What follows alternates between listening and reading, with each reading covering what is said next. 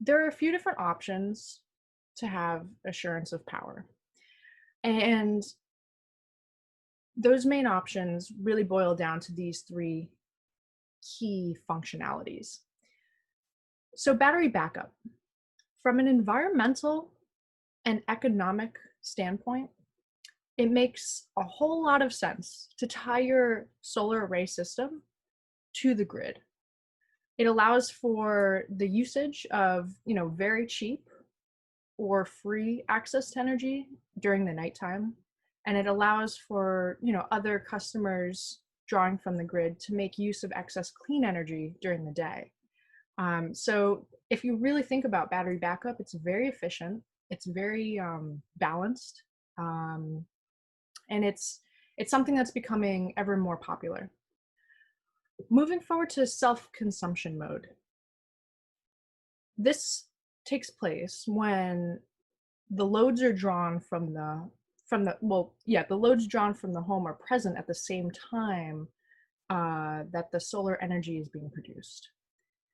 This energy is not stored for later use. It's a good thing to remember because you don't want to rely on something that's not necessarily there.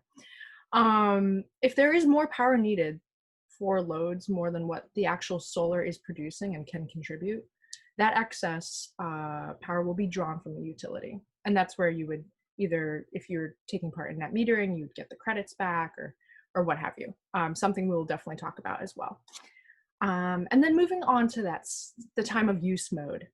Now, this mode intentionally does not draw power during energy peaks, which is a way more it's very sustainable for the grid, for the economy, for your own pocket, and for the environment as well.